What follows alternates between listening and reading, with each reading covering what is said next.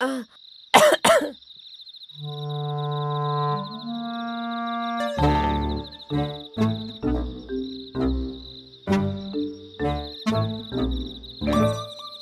जुनू, काय झालं तुला?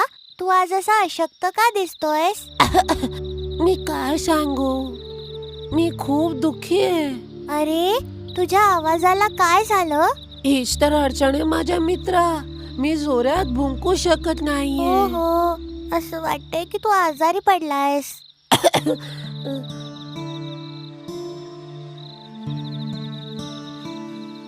या कुत्र्याला बरं नाही आहे. आपल्याला याला कुठेतरी सोडावं लागेल. मीही खूप दिवसांपासून हाच विचार करत होतो. न भुंकणाऱ्या कुत्र्याचा काहीच फायदा नाही. तर विचार काय करताय? त्याला खाऊ तर नाही घालावं लागणार. ठीक आहे, उद्या सकाळपर्यंत वाट पाहू. आणि ही मांजर, ही कुठून आली? हिला हाकला इथून. पण उद्या काहीही करून याला आपल्याला बाहेर सोडावंच लागेल. अरे, तू अजिबात काळजी करू नको. आपण कुठला तरी मार्ग नक्की शोधू. ये तू माझ्यासोबत. बरं ठीक आहे, मी येतो. आता जास्ती नको विचार करू. चल जाऊ. काळजी नको करू मित्रा. हे काही कुठलं मोठं संकट नाहीये. आणि मग जुन्नू त्या मांजरी सोबत पायी पायी आपल्या मालकाच्या घरापासून बराच दूर चालला गेला. ए मित्रा, मला सांग आपण कुठे जातोय? घाबरू नको. आपण आता जंगलात चाललो आहोत डॉक्टर उल्लूंना भेटायला. काय म्हंटल? जंगल? मला भीती वाटते. मी आधी कधी जंगलात गेलो नाहीये. तू घाबरू नको. मी आहे ना तुझ्या सोबत. तू न घाबरता बिंदास चल. आणि अशा प्रकारे जुन्नू पहिल्यांदा त्या मांजरी सोबत जंगलाकडे चालला गेला. आणि दुसऱ्या सकाळी दोघेही जंगलात पोहोचले. पहिल्यांदा जंगल बघण्याची उत्सुकता जुन्नूच्या चेहऱ्यावर दिसत होती. हो, वा, ही जागा तर खरंच खूप सुंदर आहे. बरोबर. हे आपल्या गावासारखं नाहीये. इथे आपल्याला पूर्ण स्वातंत्र्य आहे. ओ, तू तर इथे दररोज येत असशील मित्रा. किती नशीबवान आहे तू. मला ईर्ष्या होते. माझा आजार जणू गेला समज. मी आता बरा आहे मित्रा.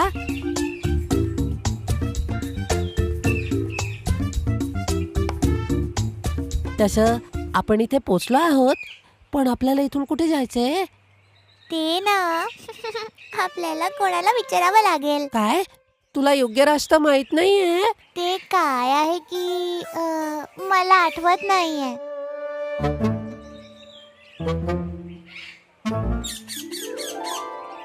बघ, चल त्या मिठ्ठूला विचारू. ए मित्रा, तू इकडे येशील का? काय पाहिजे तुम्हाला? मित्रा, आम्ही जवळच्या गावातून आलो आहे कशासाठी? डॉक्टर घुबडाला भेटायला. घुबड डॉक्टर? बेडे कुठले? घुबड डॉक्टर आता तर गावामध्ये राहतात. लवकरच इथून निघून जा, नाहीतर ते तुमच्यासाठी धोकादायक राहील. मित्रा, तू खरं सांग, तुला माहिती होतं ना की घुबड गावातच असणार? हो, मला माहिती होतं. तर तुम्हाला इथे का आणलं? चल इथून, मी तुला सगळं काही सांगते मित्रा.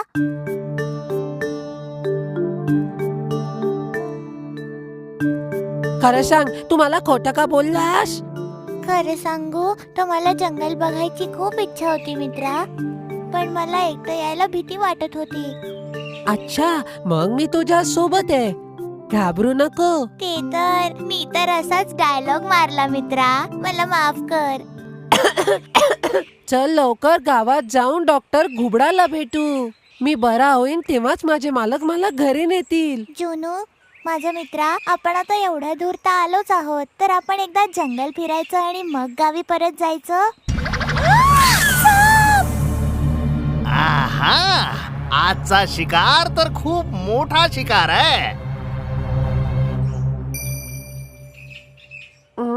तुला काय पाहिजे? मधून सरक. माझ्या परिसरात येऊन मलाच दूर जायला सांगतोयस काय? तुझ्यात इतकी हिंमत आली तरी कुठून?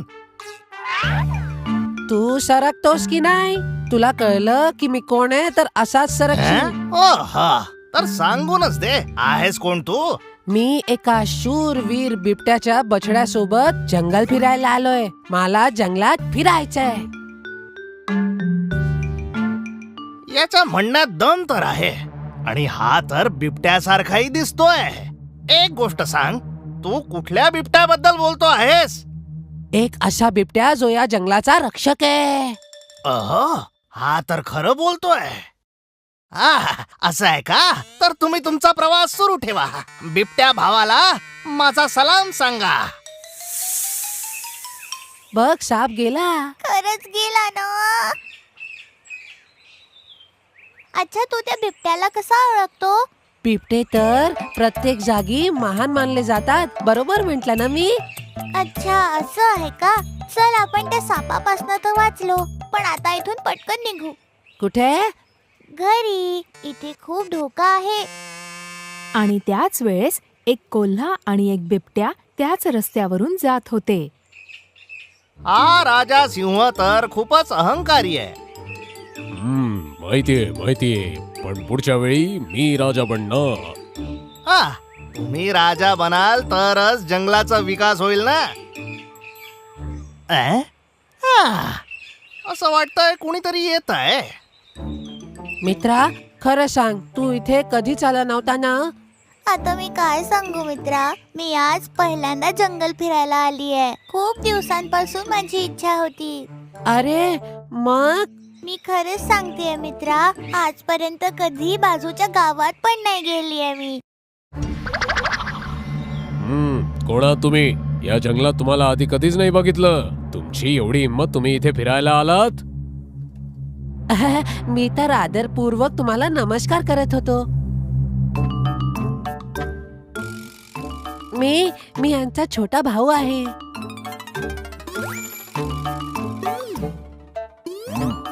खरंच तुझा छोटा भाऊ आहे? जर तुम्ही मला विचाराल तर याचं खरं उत्तर तर माझ्याकडेही नाहीये, कारण मला स्वतःला संशय आहे. दिसतो तर खरं तर माझ्यासारखाच आहे. मला आई म्हणालीच होती की माझा एक भाऊ आहे.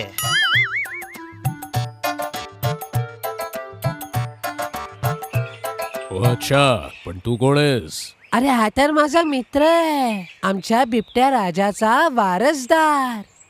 आज तुम्हा दोघांचं स्वागत मी पाहुण्यांसारखं करणार.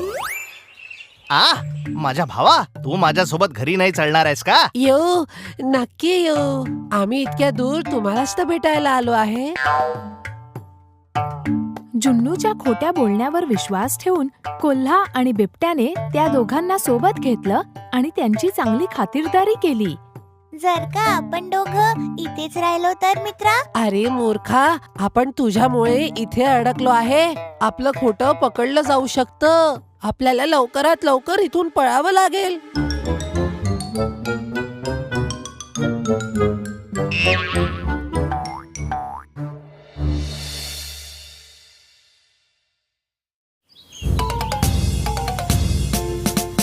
खूप दिवसांपूर्वी एका जंगलात एक मांजर राहत होते, जी खूप भयानक होती.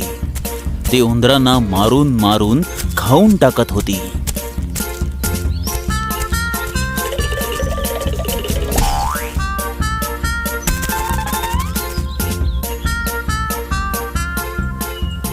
अरे दादा, मला मारू नकोस.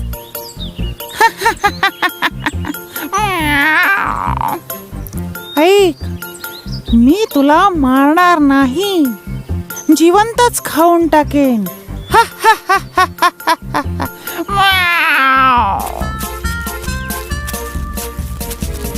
काही काळानंतर मांजर म्हातारी झाली होती.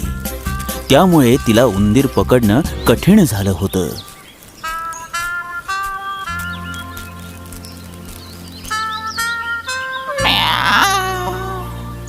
असंच राहिलं तर मी भुकेने मरून जाईन. पण शिकार करायला काहीतरी डोकं नक्कीच लावावं लागेल. हा, सुचलं. असंच करतो. आता मांजरीने उंदीर पकडण्यासाठी एका दगडावर बसून संन्यासी बनून मंत्राचा जप करायला लागली.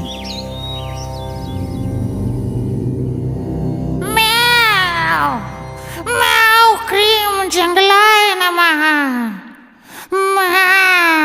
हा आवाज कुठून येतोय? मित्रांनो, आपल्या गुफेच्या थोड्याच अंतरावर एक मांजर साधू बनून बसलेला आहे. ओ, तो काय आपल्याला मारून टाकेल? एका टेकडीवर बसून डोळे मिटून काहीतरी फुसफुसतोय. तर मग आपल्याला त्या संन्याशी मांजरीकडे लक्ष ठेवावं लागेल. तेव्हा सर्व उंदीर बिळाच्या बाहेर निघून संन्यासी बनून बसलेल्या मांजरीला बघायला गेले.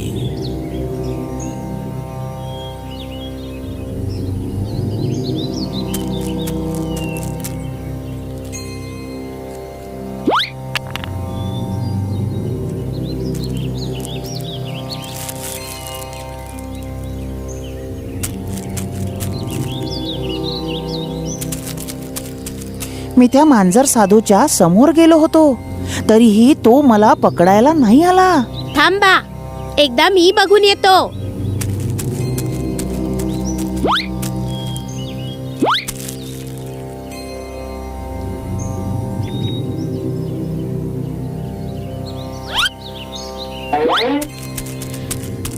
मी त्याला बघितलं आणि हात लावला, तरी पण त्याने मला काहीच नाही केलं. मला नाही वाटत की आता ती साधू मांजर आपल्यावर हल्ला करेल.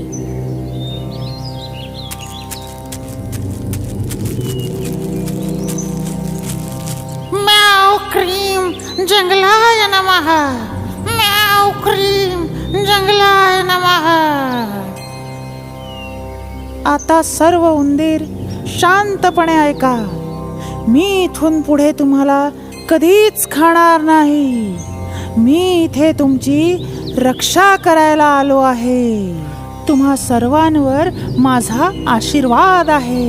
मी आधी खूप उंदरांना खाल्लं, त्याचा पश्चाताप करायला मी आता साधू झालो आहे. मी या जंगलात शांतता प्रस्थापित करणार आहे. हाच माझा उद्देश आहे. आता सर्व उंदीर एकामागे एक येऊन माझा आशीर्वाद घ्या. म्याव क्रीम जंगलाय नमः. एक दिवस सर्वांनी त्या संन्यासी साधूचा आशीर्वाद घ्यायचा विचार केला. एक दिवस सर्व उंदीर संन्यासी साधूचा आशीर्वाद घेऊन निघाले. त्यावेळेस संन्यासी मांजरीने त्यांना आवाज दिला. ऐका, सर्व उंदीर ऐका. 1 मिनिट थांबा. काय झालं स्वामीजी? तुम्हा सर्वांवर एक संकट येणार आहे. अरे, कुठलं संकट आलंय का स्वामी? पूर्वेच्या डोंगराकडून सगळ्यांवर एक संकट येणार आहे असं मला दिसतंय. स्वामीजी, आम्ही काय करायला हवं? अरे, घाबरू नका. संकट टाळायसाठी फक्त काहीतरी खायला द्यायचंय. काय पूजा करायची? अरे नाही, एक पूजा करायची आहे. तुम्ही एक एक करून माझ्या आश्रमात या फक्त. त्यानंतर तुम्हाला कोणालाही घाबरायची गरज नाहीये, समजलं? त्यानंतर तुम्ही जंगलात कुठेही राहू शकता. स्वामीजी, धन्यवाद. तुम्ही खूप दयाळू आहात. आम्ही सगळे उंदीर एक एक करून तुमच्या आश्रमात पोहोचतो. म्हणून एक एक उंदीर शत्रुसंहारासाठी संन्यासी मांजरीच्या आश्रमात जायला लागले. ये वत्सा, आत ये.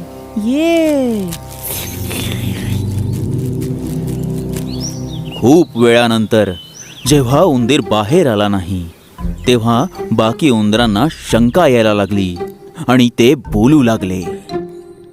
पूजेत जाणारे उंदीर अजून वापस नाही आले. कुठे स्वामीजींनी काही केलं तर नाही? अरे वाटतं पूजा अजून संपली